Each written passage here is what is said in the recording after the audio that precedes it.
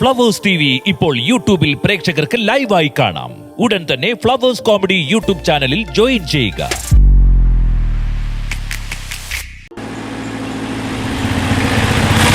KL45E 4227 എന്ന നമ്പറിലെ KL45E 4227 എന്ന നമ്പറിലെ ഒരു കോളിസ് വാഹനം അവസാനം കണ്ടിരിക്കുന്നത് അമ്പലം ജംഗ്ഷനിൽ നിന്ന് ഹൈവേയിലേക്ക് പോകുന്ന റൂട്ടിലാണ്.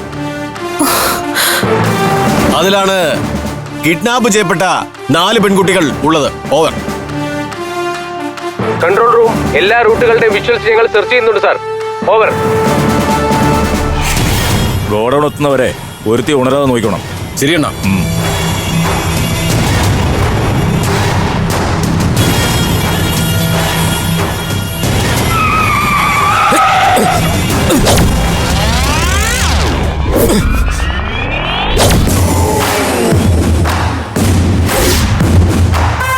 എവിടെ നോക്കിയാടാ വരുന്നത്?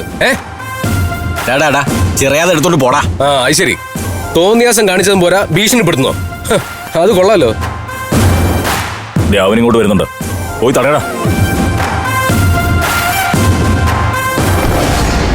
നിനക്ക് എന്താടാ?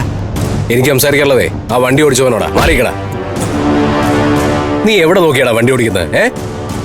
അങ്ങ് ക്ഷമിക്കനിയാ, ഇവന് കുറച്ച് ആവേശം കൂടുതലാ, അതാ കുഴപ്പം.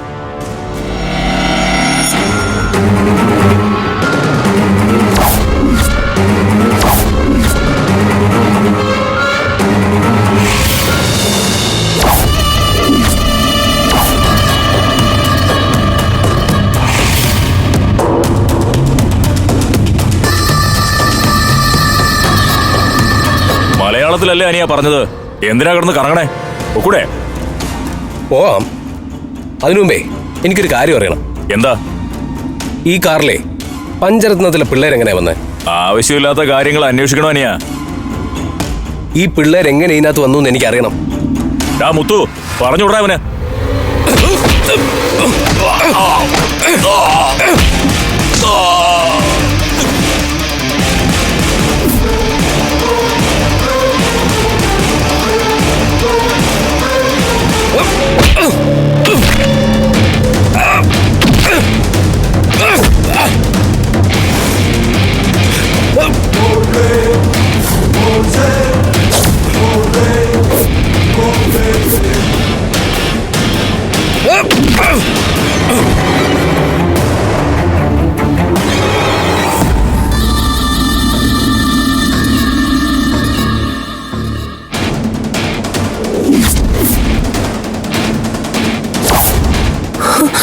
അഭിയേട്ടൻ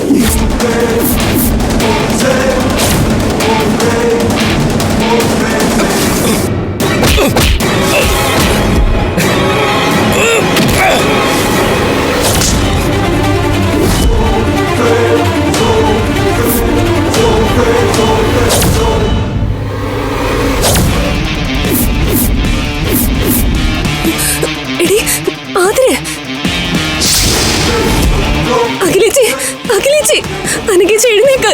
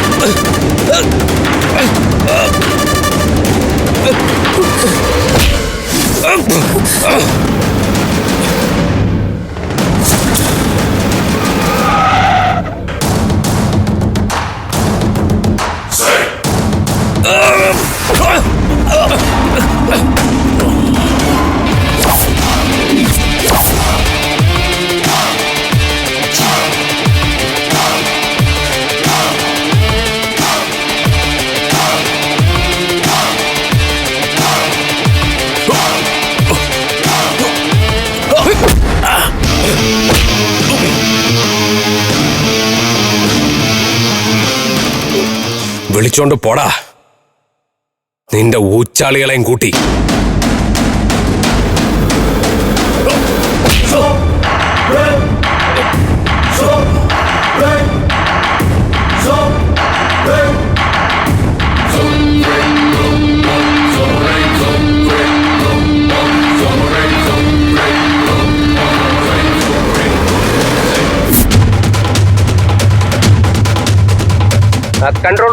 ബീച്ച് റോഡിനടുത്തുള്ള ഇൻഡസ്ട്രിയൽ ഏരിയയിൽ വെച്ച് ഒരു പെൺകുട്ടിയെ കടത്തിക്കൊണ്ടുപോകാൻ ശ്രമിച്ച ഒരു വാഹനം ഒരു ചെറുപ്പക്കാരന്റെ ഇടപെടൽ മൂലം നാട്ടുകാർ തടഞ്ഞു എന്നൊരു സംഭവം റിപ്പോർട്ട് ചെയ്തിട്ടുണ്ട്. ആ വണ്ടിയുടെ നമ്പർ ഒന്ന് കൺഫേം ചെയ്യണം. ഓവർ. KL 45E 4227. കോളിസ്. കുട്ടികൾ സേഫ് ആണ്. അത് അവര് തന്നെ ആയിരിക്കും. ഓവർ. എന്റെ അനിയത്തിമാര്, എനിക്ക് ഉറപ്പാ. നമുക്ക് അങ്ങോട്ട് പോവാം സർ. ഒന്നങ്ങോട്ട് പൊയ്ക്കൂടെ സർ? അവിടേക്ക് തന്നെയാണ് നമ്മൾ പോകുന്നത്. മോളെ സമാധാനപ്പെട്, നമുക്ക് ചെന്ന് നോക്കാം. അത് അവര് തന്നെ അപ്പച്ചി. എന്റെ ഈശ്വര, അവര് നീ കാത്തോണേ. ബീച്ച് റോഡിലേക്ക് വേഗം വിടൂ. ശരി സാർ, ഫാസ്റ്റ്.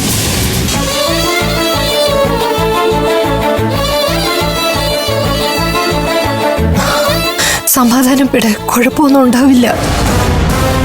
ആ, ഞാനിവിടെ ഉണ്ടാവും സാർ. ശരി.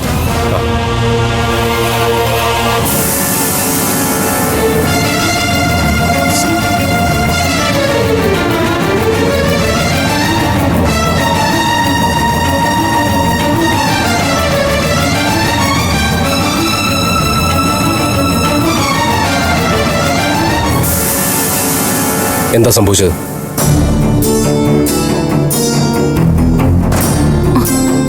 അത് എന്തായാലും ഞങ്ങളെ രക്ഷിക്കാൻ അഭിയേട്ടനെങ്കിലും എത്തിയല്ലോ. അല്ല, ഇന്ന് അഭിയേട്ടന്റെ കല്യാണ ദിവസമല്ലേ? എന്നിട്ട് അഭിയേട്ടൻ എങ്ങനെ ഇവിടെ എത്തിയത്?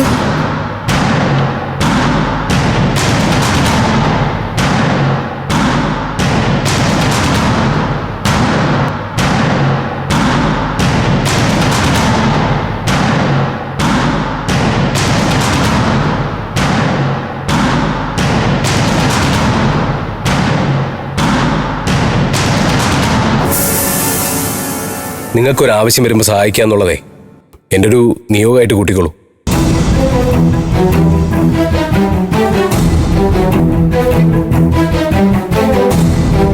നിങ്ങൾ എന്തിനാ ഇപ്പം ഇങ്ങനെയൊക്കെ ചെയ്യാൻ പോയത്? ഒപ്പം ഉണ്ടായിരുന്ന തണലിൽ നിന്ന് നിങ്ങൾ സ്വയം ഇറങ്ങിപ്പോയതുകൊണ്ടല്ലേ ഈ ആപത്തൊക്കെ ഉണ്ടായത്. എന്തിനായിരുന്നു? എന്ത് തണലിനെ കുറിച്ചായി പറയുന്നത്? അഭിയേട്ടൻ എന്തറിയാം? അഭിയേട്ടൻ ഉദ്ദേശിച്ചത് അമൃതേച്ചിയാണെന്ന് മനസ്സിലായി. പക്ഷെ ഞങ്ങൾ ആരും കരുതിയതുപോലെ ഒരാളല്ലായിരുന്നു അമൃതേച്ചി. ചേച്ചിക്ക് ഞങ്ങളൊരു ബാധ്യതയാ. അത് വ്യക്തമായി തിരിച്ചറിഞ്ഞതുകൊണ്ടാ ഞങ്ങൾ കല്യാണ മണ്ഡപം വിട്ടിറങ്ങിയത്. നിങ്ങൾ എന്തൊക്കെയാ ഈ പറയുന്നത്? അമൃതയ്ക്ക് നിങ്ങൾ എങ്ങനെ ഒരു ബാധ്യതയാവുന്നത്? ചേച്ചിയെ പോലെയല്ല, ഒരു അമ്മയുടെ സ്ഥാനത്ത് നിന്നല്ലേ അമൃത നിങ്ങളെ നോക്കിയത്.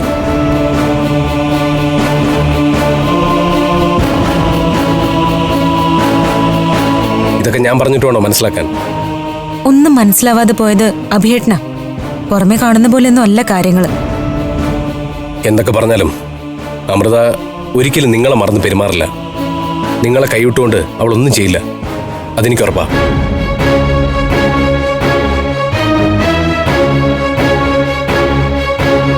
ഇങ്ങനെയൊക്കെ നിങ്ങൾ തെറ്റിദ്ധരിക്കാൻ മാത്രം എന്താ സംഭവിച്ചതെന്ന് എനിക്ക് പിടികിട്ടുന്നില്ല. ആരാ നിങ്ങൾക്ക് ഈ അസംബന്ധമൊക്കെ ഓതി തന്നത്?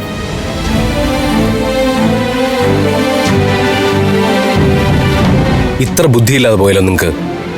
നിങ്ങൾ ആരോ തെറ്റിദ്ധരിപ്പിച്ചിട്ടുണ്ടെന്ന് എനിക്ക് വ്യക്തമായിട്ട് മനസ്സിലായി. പക്ഷേ ജനിച്ച നാള് മുതൽ നിങ്ങൾ കാണുന്നല്ലേ അമൃതയെ. ആരെന്ത് പറഞ്ഞാലും നിങ്ങൾക്കറിയില്ലേ അമൃതയെ. ഇത് ഞങ്ങളുടെ തെറ്റിദ്ധാരണയല്ല, ഞങ്ങളുടെ അനുഭവമാ.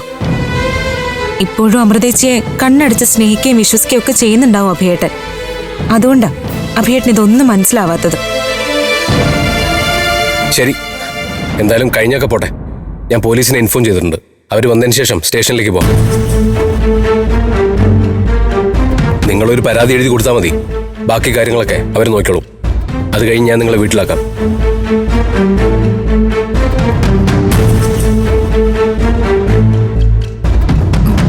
അത് വേണ്ട അഭിയേട്ടാ. വേണ്ടെന്നോ? നിങ്ങളെ തട്ടിക്കൊണ്ടുപോകാൻ ശ്രമിച്ച ആ ഗുണ്ടക്കെതിരെ പരാതി കൊടുക്കാതെ പിന്നെ? അതല്ല, ഞങ്ങൾ ഇനി വീട്ടിലേക്കില്ലെന്ന് പറഞ്ഞതാ. ഞങ്ങളുടെ തീരുമാനം തന്നെയാ. എടുത്തു ചാടി തീരുമാനങ്ങളൊക്കെ എടുക്കാൻ പറ്റേ. ഒരു പ്രാവശ്യം അത് ചെയ്തതിന്റെ ഫലം നിങ്ങളിപ്പോൾ അനുഭവിക്കുന്നില്ലേ? ഞാൻ അമൃതയെ വിവരം അറിയിക്കാം. അവളൊന്ന് വന്നോട്ടെ. നിങ്ങൾ തമ്മിൽ നേരിട്ട് കണ്ട് തുറന്ന് സംസാരിച്ചാൽ തീരാവുന്ന പ്രശ്നങ്ങളേ ഉള്ളൂ. എന്ന് ആര് പറഞ്ഞു? ചേച്ചി ഇപ്പൊ കല്യാണമൊക്കെ കഴിഞ്ഞ് പുതിയൊരു ജീവിതത്തിലേക്ക് സന്തോഷത്തോടെ കാലെടുത്ത് വെച്ചിട്ടുണ്ടാവും. ഞങ്ങള് പോയത് നന്നായിന്നായിരിക്കും ചേച്ചി ചിന്തിക്കുന്നത്. ഇനി ചേച്ചിക്ക് ഒരു തരത്തിലുള്ള പ്രശ്നങ്ങൾ ഉണ്ടാക്കാൻ ഞങ്ങളില്ല. ചേച്ചി ഒന്നുകൂടി വിവേകേട്ടന് ഫോൺ ചെയ്ത് നോക്കേ.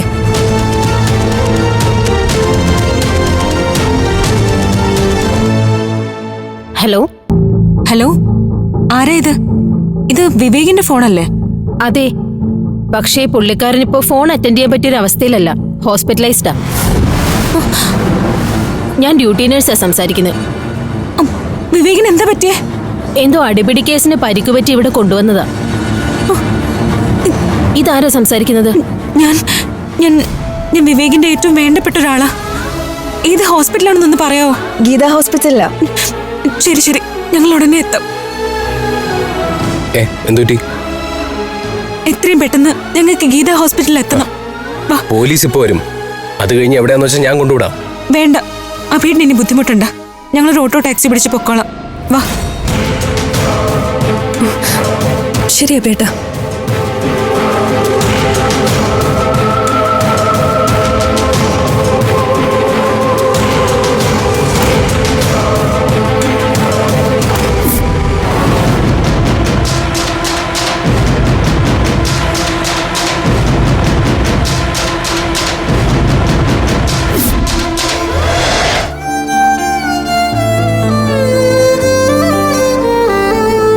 നല്ല ക്ഷീണം. ഇനി ഒരു പൊടി പോലും മുന്നോട്ട് നടക്കാൻ എന്നെ കൊണ്ട് മേല. ഇനിയിപ്പോ ടാക്സി സ്റ്റാൻഡ് വരെ നടക്കണോ? ഇവിടുന്ന് ഒരു ഓട്ടോ പിടിച്ചു പോയാ പോരെ? ഈ ബാഗും സാധനങ്ങളൊക്കെ ആയിട്ട് ടാക്സി പിടിച്ച് പോയാ പോരെ? മാത്രമല്ല, ഓട്ടോയിൽ പോയാൽ സമയത്തൊന്നും എത്തില്ല. ടാക്സി തന്നെ വിളിക്കാം. വാ, നടക്ക്.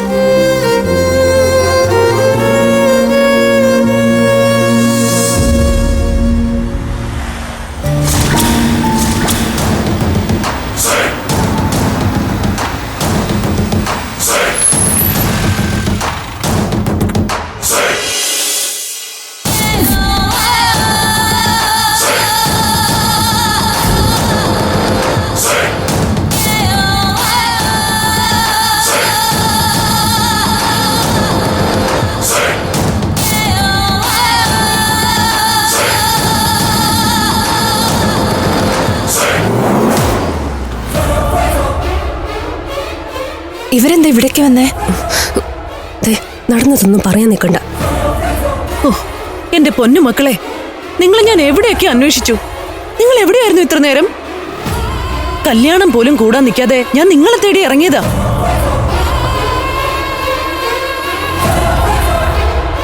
നിങ്ങളാരും എന്താ ഒന്നും മിണ്ടാത്തത്? നിങ്ങൾക്കെല്ലാവർക്കും എന്നോട് ദേഷ്യമാണല്ലേ? നിങ്ങൾ എങ്ങനെ കരുതിയാലും ശരി, ഞാൻ നിങ്ങളുടെ രണ്ടാം അമ്മയാ. അംബിക കാരണമാണ് നിങ്ങൾക്ക് ഈ അവസ്ഥ വന്നതെന്ന് എനിക്കറിയാം. അംബികയ്ക്ക് ആവശ്യത്തിന് കൊടുത്തിട്ടാ ഞാൻ മണ്ഡപത്തിൽ നിന്ന് ഇറങ്ങിയത്. ആരുമില്ലാന്ന് കരുതി എന്റെ മക്കൾ വിഷമിക്കരുത്. നിങ്ങൾക്ക് ഈ അമ്മയുണ്ട്. നിങ്ങൾ എങ്ങോട്ടും പോണ്ട, എന്റെ കൂടെ വന്നാ മതി. ഞങ്ങൾ എല്ലാവരും ഇവിടം വിട്ട് മറ്റൊരു സ്ഥലത്തേക്ക് പോവാ. അതുകൊണ്ട് തന്നെ തൽക്കാലം ആരുടെ സഹായം ഞങ്ങൾക്ക് ആവശ്യമില്ല. നിങ്ങൾ എങ്ങോട്ട് വേണമെങ്കിലും പൊയ്ക്കോ, അതൊക്കെ നിങ്ങളുടെ ഇഷ്ടം. പക്ഷേ അമ്മ എന്ന നിലയില് എനിക്ക് പറയാനുള്ളത് ഞാൻ പറഞ്ഞേ ഉള്ളൂ. ഓ, വലിയ ഉപകാരം. നമുക്ക് പോവാം. മക്കളെ നിക്ക്. നിങ്ങൾ ഈ ബാഗും ഒക്കെ പിടിച്ച് വെയിലും കൊണ്ട് എങ്ങോട്ടാ? എന്റെ വണ്ടി ഉണ്ടല്ലോ, എവിടെ വേണമെങ്കിലും ഞാൻ കൊണ്ടുവിടാം.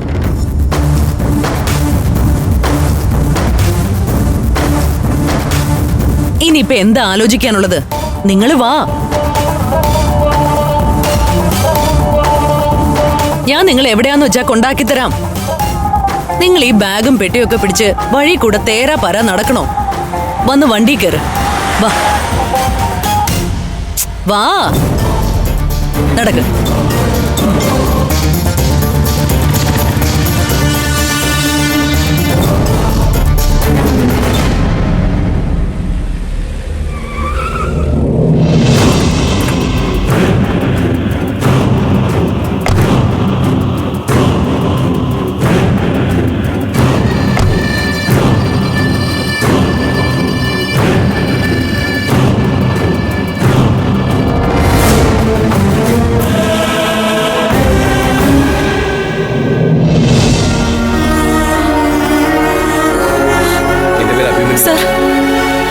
ഇദ്ദേഹമാണ് ആ കുട്ടികളെ രക്ഷിച്ചത്.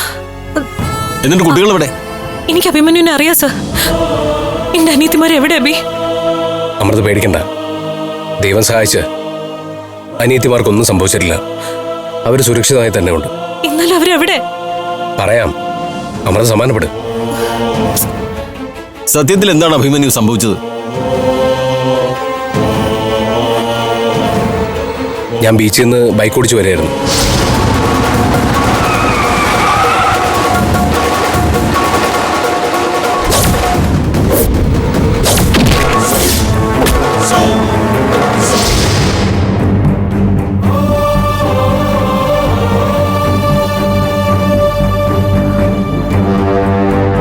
ഈശ്വരനാ മോനെ ആ സമയത്ത് ഇവിടെ എത്തിച്ചത്.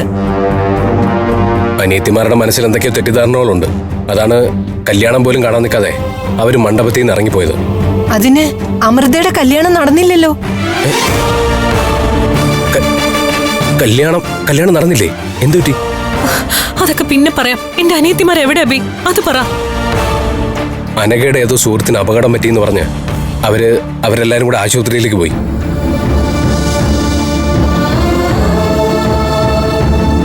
പോലീസ് സ്റ്റേഷനിൽ പോയി ഒരു പരാതി കൊടുത്തിട്ട് പോകാൻ ഞാൻ അവരോട് പറഞ്ഞ, പക്ഷെ കേട്ടില്ല.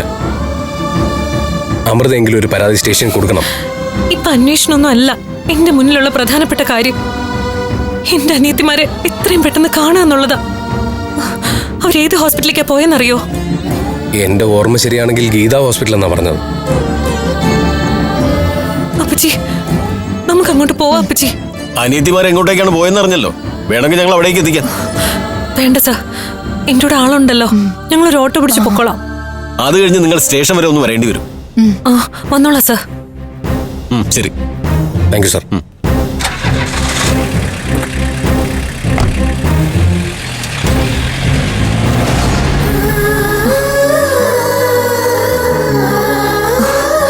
ഞാനും എന്റെ അനിയത്തിമാരും എന്തെങ്കിലും ഒരു ആപത്തിപ്പെടുമ്പോ ഈശ്വരൻ രക്ഷകനായി അയക്കുന്നത് അഭിമന്യുവിനെയാണെന്ന് ഒരിക്കൽ കൂടി തെളിഞ്ഞു. എന്റെ അനിയത്തിമാരുടെ ജീവൻ രക്ഷിച്ചതിന് അഭിമന്യുവിനോട് തീർത്താ തീരാത്ത കടപ്പാടുണ്ട്. ഇങ്ങനെ നന്ദി പറയണമെന്നും അറിയില്ല. പക്ഷെ ഇനി ഞാൻ പറയുന്നത് ശ്രദ്ധയോടെ കേൾക്കണം. നന്ദികേടാണെന്നോ അഹങ്കാരമാണെന്നോ തെറ്റിദ്ധരിക്കരുത്. കാര്യം പറ. ഇനി എന്റെയോ എന്റെ കുടുംബത്തിന്റെ ഒരു കാര്യത്തിൽ ഇടപെട്ട് അഭിമന്യു കുഴപ്പത്തിൽപ്പെടരുത്. ഇന്ന് കല്യാണ ദിവസമായിട്ടോടി അഭിമന്യു എനിക്കും എന്റെ അനിയത്തിമാർക്കും വേണ്ടി ഇത്രയും വലിയ ത്യാഗം ചെയ്തത് മറന്നിട്ടല്ല ഞാൻ ഈ പറയുന്നത്. ഒരു പുതിയ ജീവിതത്തിലേക്ക് കടക്കുകയല്ലേ. ഇനി ദിവ്യപ്രഭ മാത്രമായിരിക്കണം അഭിമന്യുവിന്റെ ലോകം. എന്റെ പിന്നാലെ വരരുത്.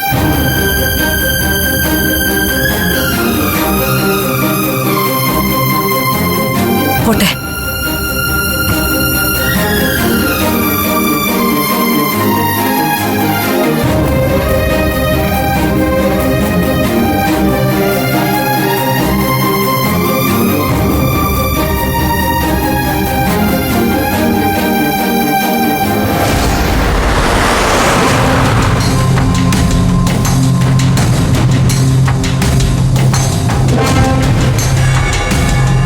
നിങ്ങൾ എന്താ ഇങ്ങനെ ബലം പിടിച്ചിരിക്കുന്നത്?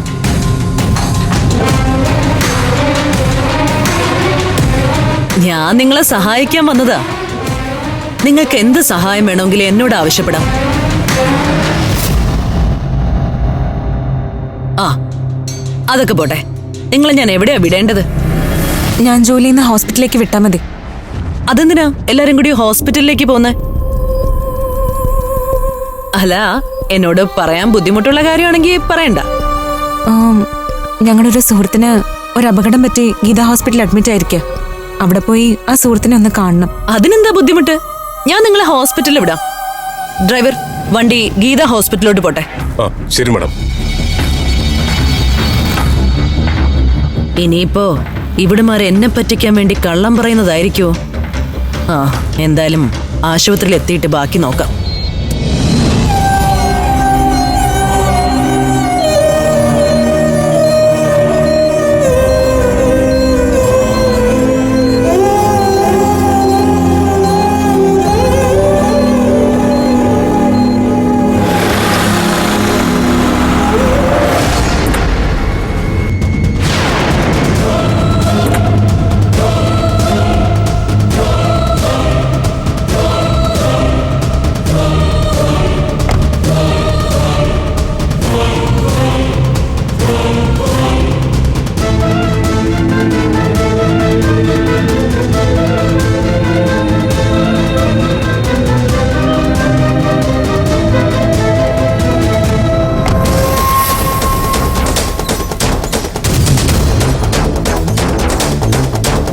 ഞാനെന്താ ഇവളുമാരുടെയൊക്കെ ഡ്രൈവറോ? പോന്ന പോക്ക് കണ്ടില്ലേ, ഒരു താങ്ക്സ് പോലും പറയാതെ. നന്ദി കെട്ട വർഗം.